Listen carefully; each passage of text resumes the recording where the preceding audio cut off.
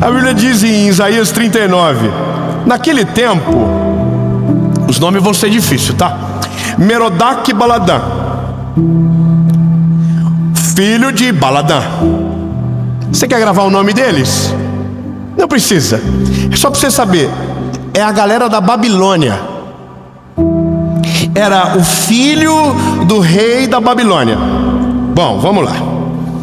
Então, a Bíblia diz, naquele tempo, Merodach-Baladã, filho de Baladã, rei da Babilônia, enviou cartas e um presente a Ezequias, porque ele tinha ouvido que havia estado enfermo e agora estava se recuperando. E Ezequias ficou feliz por causa deles e mostrou-lhes a casa de suas coisas preciosas: a prata, o ouro, as especiarias, o unguento precioso e toda a casa das suas armas. Tudo que havia em seus tesouros, não houve nada em sua casa, nem em todos os seus domínios, que Ezequias não houvesse mostrado a eles. Então veio Isaías, o profeta, e perguntou: o que disseram esses homens para você? De onde eles vieram? Então disse nosso amigo Ezequias: eles vieram me trazer presentes. Eu vou resumir para você. Isaías diz: e o que eles viram? E Ezequias diz: eles viram tudo. E agora uma palavra muito dura recai sobre a vida de Ezequias. Toda a sua casa será roubada, todos os tronos serão levados para a Babilônia, todos os tesouros, toda a prata, todo o ouro e até os teus filhos serão escravos desse povo. E exatamente o que o Senhor falou aconteceu.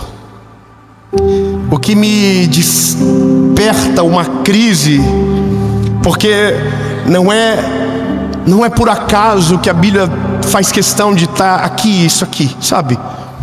Se você estudar um pouco sobre a vida de Ezequias, você vai perceber um negócio. Ezequias era um homem bom. Ezequias não era um homem mau. Ezequias era um rei inteligente, era um homem de Deus. A Bíblia diz que teve um momento que ele até deu uma desequilibrada nas coisas. E a Bíblia diz que então Isaías, que era o profeta daquela época, disse para ele que os dias dele seriam abreviados e que ele morreria de uma doença. E a Bíblia diz que ele entra no quarto, vira a cara para a parede, chora. E aí Deus muda de opinião e volta a Isaías dizendo: olha, vão ser acrescentados mais 15 anos na tua vida. Ou seja, ele era um homem bom. Só que quando chega esses homens, ele não teve malícia, ele não teve visão. E eu vou te falar o que entorpece a nossa visão: a nossa arrogância. Veja, a gente entende que o reinado de Judá ou de Jerusalém era muito grande, até porque havia herdado de Salomão, que foi muito próspero. Então, a gente gosta de mostrar as coisas para os outros. A gente é assim. Quando eles chegam, eles vieram com cartas e um presente. Não era para ser uma pesquisa, mas a Bíblia diz que Ezequias se empolga. Ezequias traz eles para dentro de casa, mostra todas as coisas.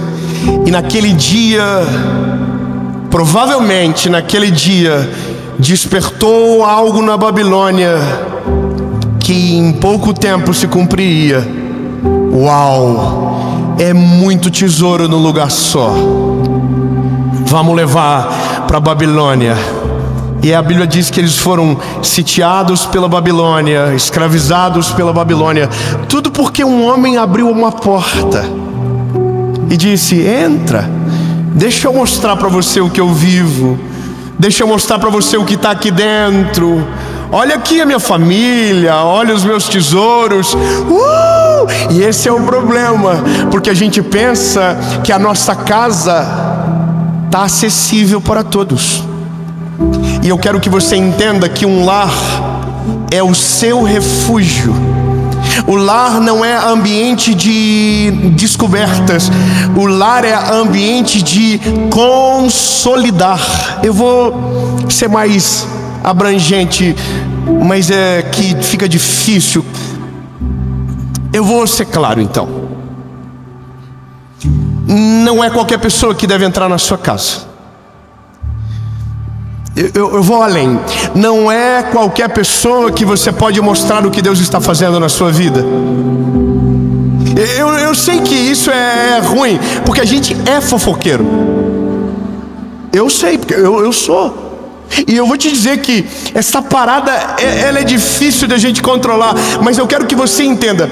A Bíblia diz que nós temos que se alegrar com os que se alegram, chorar com os que choram. Mas no mundo de hoje, o que mais tem é gente que chora com o que se alegra e gente que se alegra com aquele que chora. Os sentimentos estão confusos, portanto, você não pode abrir o coração para qualquer um. Você nunca sabe quem está do outro lado da linha ouvindo a tua voz. Você não sabe para quem você está abrindo o teu coração, portanto, tenha cuidado. Porque se você abre o choro para quem ri, o riso vai aumentar o choro que você tem. E isso é dolorido demais. Mas agora, a gente precisa entender que se a nossa casa é um refúgio, dentro dela precisa ter um altar. E é a ausência do altar que não faz a gente ter a sensação de refúgio. Não, você não entendeu, eu vou melhorar. A gente não vê a nossa casa como um refúgio porque não tem um altar lá dentro. O que é um altar, Dave? É algo que declara a posse do lugar. De quem é? É de Deus, é do Senhor Jesus. É dele. A casa é o lugar que você volta. Sabe, eu vivo uma vida muito doida. Eu viajo muito, mas não tanto. Eu viajo de 10 a 12 dias por mês. Eu sei que parece muito, mas podia ser 31. Só que daí eu não teria mais esposa, não teria mais filhos e não teria mais ministério. Certo? Então eu vou te dizer o que eu faço.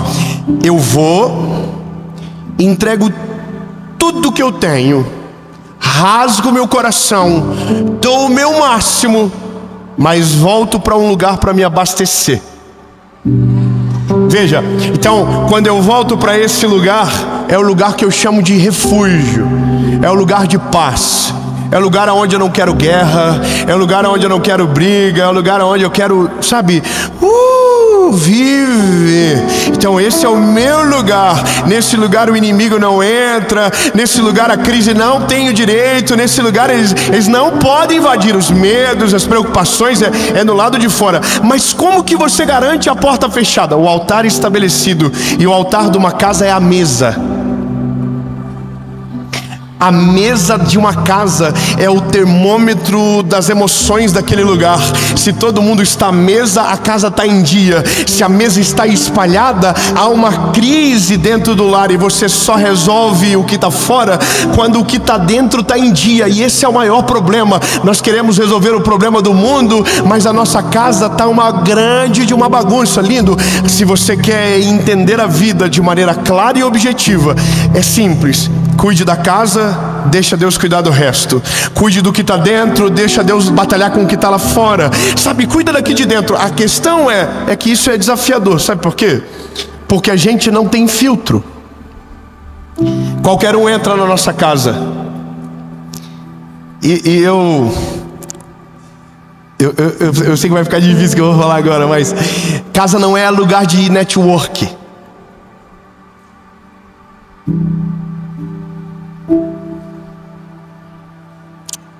Como assim? Tá vendo? Não, irmão. Lugar de network é no restaurante. Lugar de network é no shopping.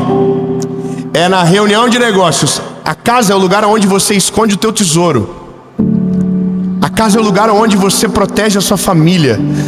sua casa não é um ambiente de experiência, é um ambiente de comunhão. E comunhão você tem com aqueles que compartilham daquilo que você carrega, não daqueles que tiram do que você tem para oferecer.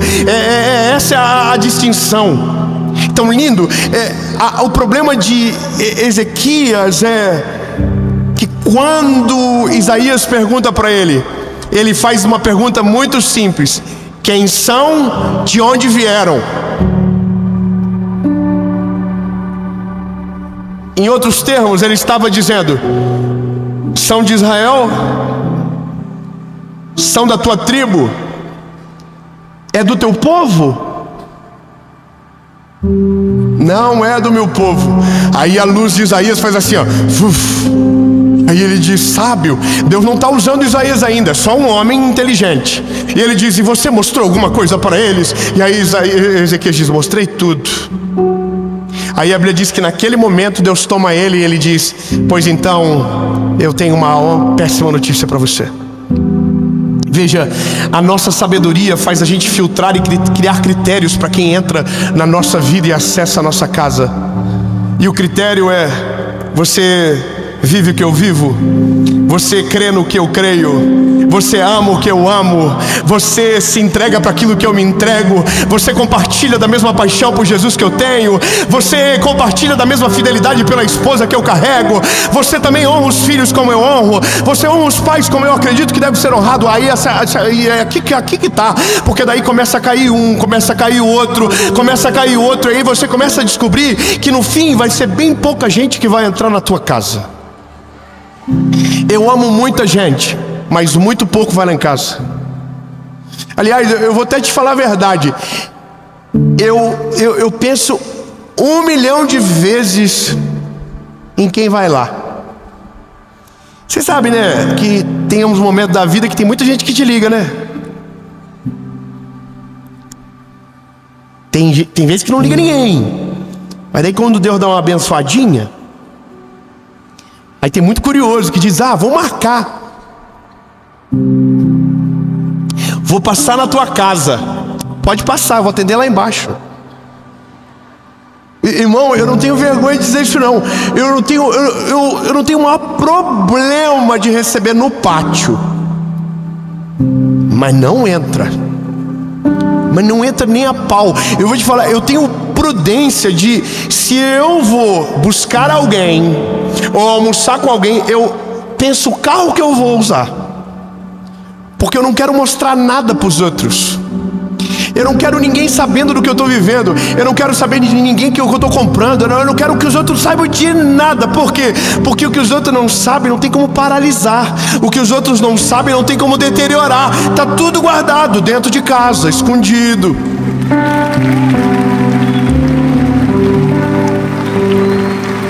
Sabe, tem coisas que Deus vai te dar que você vai ter que, para todo mundo. Mas tem coisas que o Senhor vai fazer por você, que você vai ter que trancar a porta, falar para tua família: fala para ninguém não, tá? Isso aqui Deus deu pra gente. Não é todo mundo que vai entender, não é todo mundo que vai celebrar, não é todo mundo que vai ficar feliz com você. Então esconde. Por isso que a casa tem que ser blindada. É por isso. Agora, começa assim: estabelece um altar e depois blinda a casa. A sua casa tem que ser um lugar que você deseja estar. Sabe, eu amo voltar para casa porque eu tenho paz quando eu entro lá dentro. E não tem a ver com espaço, tem a ver com o altar que está lá dentro. Sabe qual é a minha maior alegria? Dormir em casa. Eu amo dormir em casa, amo. Eu posso estar no melhor hotel do mundo, mas voltar para casa é uma parada, que delícia. E eu vou te dizer, não é nem pelo sono, é pelo que acontece antes de dormir lá em casa. Sabe, há um altar estabelecido. Eu quero inspirar você a isso. Deixa eu contagiar você. Há um altar estabelecido. Sabe o que é maravilhoso? Nós vamos dormir e antes nós passamos nos quartos das crianças. Nós oramos, nós profetizamos sobre a vida deles. Eu acho maravilhoso. Eu gosto de ouvir o Noah dizer: eu sou maravilhoso, inteligente, lindo, escolhido, amado. Eu digo para ele: você é. Declara mesmo, filho. E aí um diz, o outro fala. E aí, bom, é porque é um altar preparado para o Senhor. A casa não é minha, a casa é dele. A casa é dele, você está entendendo? É ele que governa as coisas, é ele que domina. Vou te dizer, tem gente que não consegue trabalhar lá porque não fica. Tem gente que está há muito tempo, é porque Deus ele vai tirando, vai indo embora, porque tem um altar estabelecido e o altar repele o inimigo. Não, eu quero que você viva. Ei, o altar na sua casa repele o inimigo. Ele passa lá fora, ele diz: não consigo, aqui não dá. Você está entendendo? Agora, estabelece o altar, estabelece a mesa. Sabe, crie hábitos saudáveis com a sua casa, com a sua família. Quem aqui é casado? Levante a mão. Ora junto com essa mulher que Deus te deu, meu filho. Sabe, irmão, é coisa maravilhosa. Ora junto, dobra o joelhinho junto. Fala: Senhor, aqui estou eu, essa maravilhosa. Só me deu, Jesus, aqui, ó. Pá. Agradece. Deixa ela ouvir você agradecer a Deus pela vida dela. Sabe, deixa ela ouvir você declarar o seu amor para ela, mas falando para Deus. Irmão, não tem mulher que fique viva depois disso, irmão. Mulher já fala assim: que homem, que macho alfa, que espécime em extinção. Ei, faz isso, sabe? Ô, maravilhosa, você que só reclama.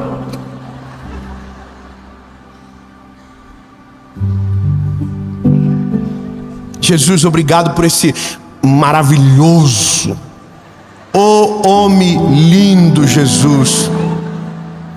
Senhor, nunca vi nada igual na terra, e o Senhor me deu. Irmão, o homem fica assim, ó.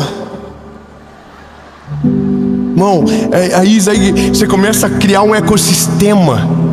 Aí você passa nos quartos dos teus filhos, e quando você orar, deixa a lágrima correr e cair nas costinhas deles. Parece bobo, mas quando eu era garoto e eu tive o meu encontro com Jesus, eu me lembro que um dia eu estava na igreja e um amigo meu, que hoje inclusive trabalha comigo, pregava dizendo: quantas vezes eu acordei com meu pai orando e chorando em cima das minhas costas, e as lágrimas dele me acordavam. E eu dizia comigo: um dia eu quero orar sobre a vida dos meus filhos e me derramar na presença do Senhor. Sabe, a memória que eu tenho é que uma das orações mais intensas da minha vida foi com o João no meu colo, 2 dias depois de ele nascer. E esse é um legado permanente que você cria. Você protege a sua casa, você protege os seus, você esconde. E depois desse dia lindo, você vai ficar muito seletivo. Depois que você faz isso, você vai ficar insuportável. Não é qualquer um mais que vai entrar na sua casa, porque agora a sua casa não é um ambiente desequilibrado, é um ambiente de paz. Entende? A régua aumenta, meu lindo, a régua aumenta de maneira sobrenatural. Aí você vai começar a ver que os filtros começam a acontecer de maneira natural. Tinha gente que ia, não vai mais, vai te ligar, vamos marcar. Aí você fala: vamos deixar, eu tô de boa hoje. E aí você fecha a tua casa de maneira hermética, e o inimigo não tem poder sobre ela. O inimigo não tem poder sobre o teu casamento. Sabe quantos casamentos que acabam por conta de péssimos conselheiros que entram nas casas? Quantos filhos que são educados de maneira severa por conta de quem entrou dentro da casa? Já parou para pensar que tem muita família que podia estar de pé, mas um belo dia abriu a porta para o inimigo e o casamento acabou? Já parou para pensar que tinha muita família para prosperar e não prosperou porque trouxe o inimigo para dentro de casa? Porque contou o que não era para contar, porque mostrou o que não era para mostrar. Lindo, é tão sério isso. Eu falo isso com muito temor. Jesus, a minha casa está guardada e escondida. E aí, lindo, eu vou te dizer o critério para entrar na minha casa. E termino aqui. Na minha casa entra quem eu tenho comunhão. O que é comunhão? Comunhão é aqueles que eu sento na mesa, eu saio melhor do que quando cheguei, e a pessoa também sai melhor do que quando chegou. Comunhão é uma troca genuína. O que eu tenho, eu honro você, e o que você tem, você me honra. E isso é comunhão. Comunhão é quando cresce junto. Quando um fica para trás, alguma coisa está errado. Não estou falando de dinheiro, não estou falando de status, não estou falando de fama, estou falando de caráter, estou falando de honra, estou falando de temor. Lindo, se alguém vai na tua casa e afeta o ambiente espiritual que está lá, você não pode deixar entrar. Meu Deus, se você entender isso, você vai começar já a abrir os olhos muito mais. E entenda, o espírito que a pessoa carrega entra junto com ela. O espírito de inveja, o espírito de mágoa, o espírito ressentido, ele entra junto. E aí quando você vê, ele planta uma mudinha no canto da tua casa. E quando você vê, cresce. E de repente está grande demais. Estabeleça um filtro para os teus relacionamentos. Estabeleça um filtro para quem entra na tua casa. Jesus, só quero que entre na minha casa aqueles que o Senhor quer, aqueles que o Senhor tem, sabe, Jesus, aqueles que o Senhor sabe que não vão afetar aquilo que o Senhor tem para mim, que vão me ajudar a construir o caminho, que vão me ajudar a chegar mais perto de Ti. E é só isso a mensagem. Não é sobre o que acontece depois, é como você protege. A grande maioria das guerras se vence de maneira sábia quando não se precisa lutar.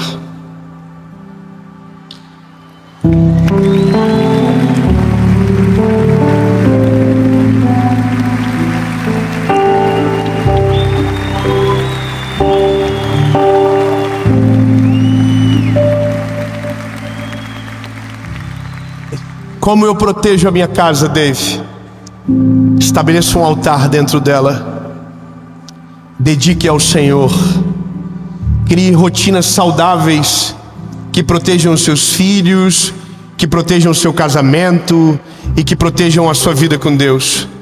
E depois que o altar estiver estabelecido, que a mesa estiver pronta, desfrutem da comunhão. E o dia que você viver isso dentro da sua casa, a porta vai ficar mais trancada do que aberta, porque só vai abrir para aqueles que irão dividir com você do pão e da comunhão genuína. Os que quiserem roubar, os que quiserem tirar a tua paz, aqueles que quiserem trazer coisas, sabe, destrutivas, não terão o poder sobre a sua casa, sobre a sua família, porque o Senhor vai te dar sabedoria e visão para dizer: pode esperar no pátio, que eu já estou saindo. Aí a pessoa vai dizer: mas é que eu queria entrar. Aí você vai dizer: não, dá para falar aqui fora. E eu quero que você entenda, isso daqui tem o poder para fazer o teu casamento ser totalmente transformado. Essa verdade tem o poder de fazer com que os seus filhos nunca se desviem do caminho do Senhor. Uma verdade como essa tem como proteger o teu futuro de maneira sobrenatural. Porque lindo,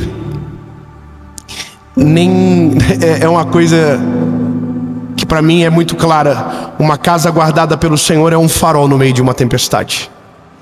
Sabe, o mar bate, as ondas são fortes, mas a casa não é abalada. Pelo contrário, ela serve de luz e caminho para os navios perdidos no meio da tempestade. Lindo, eu quero declarar no nome de Jesus que a tua casa, que a tua família será um farol na escuridão, que vai iluminar para alcançar as embarcações perdidas, e a sua família e o exemplo da sua história servirão de caminho para aqueles que estão perdidos. E no nome de Jesus, a sua casa vai prevalecer.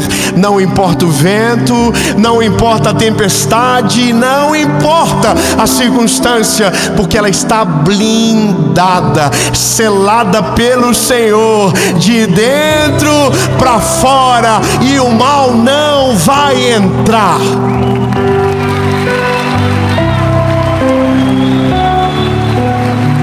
Jesus, essa é a palavra. O mal não vai entrar na nossa casa. Jesus, nossas emoções, nossos sentimentos não serão atacados. Aquilo que o Senhor tem para nós não vai ser impedido, Jesus. Não será a nossa culpa. As portas estão trancadas, as janelas estão fechadas, Jesus. E quem manda na nossa casa é o Senhor. O Senhor é o Deus de todas as coisas. O Senhor é o dono. E aquilo que o Senhor tem para nós vai ficar guardado aqui dentro. E o que o Senhor tem para fora, nós vamos gritar bem alto para que o mundo possa ouvir. Em nome de Jesus.